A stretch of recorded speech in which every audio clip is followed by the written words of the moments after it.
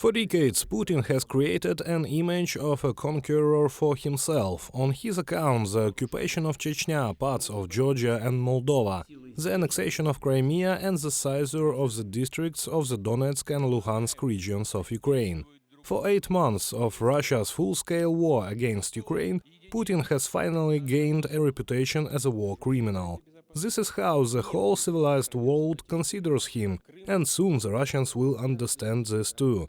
They will not forgive him for losing the war. I'm just reminding you that the first Russian Revolution happened as a result of the attempt of the Tsarist regime to organize change in Japan, not a very strong opponent. And when they got kicked in the face and basically lost the whole navy, they couldn't forgive the Tsar. They could have forgiven him for something else, but they couldn't forgive him for this. And that's why the revolution happened, which was caused by emotion, by the strongest emotion.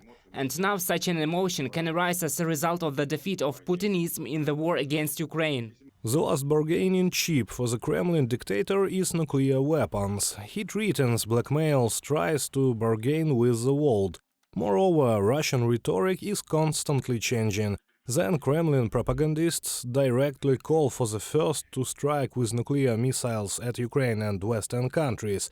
Then Putin convinces from TV screens that it is precisely the West that threatens Russia with a nuclear strike.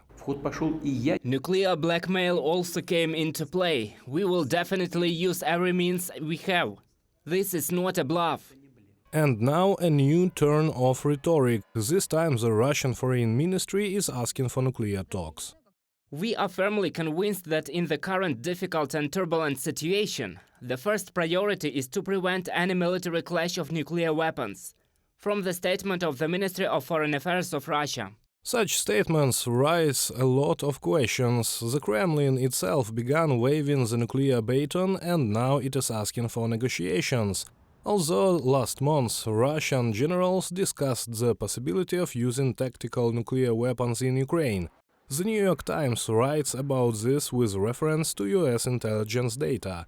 Experts believe that all this is agony due to the feeling of imminent defeat.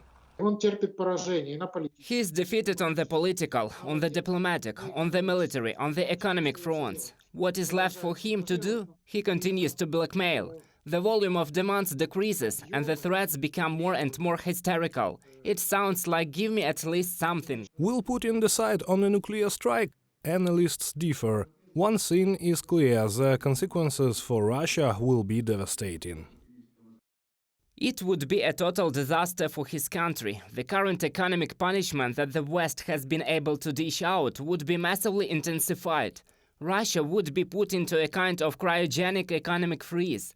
And I think he would lose a lot of kind of middle group of global support. Boris Johnson, Prime Minister of the United Kingdom, 2019-2022, in an interview with Sky News. Not only complete global isolation, but also a retaliatory strike against Russia itself if Moscow uses weapons of mass destruction. This will be the reaction of the West. Both the United States and European countries have declared this. After all, every dictator must understand, when threatening the civilized world, be ready for the collapse of your empire. Reported by Serhiy Kulyas, Ksenia Barvinenko, UATV News.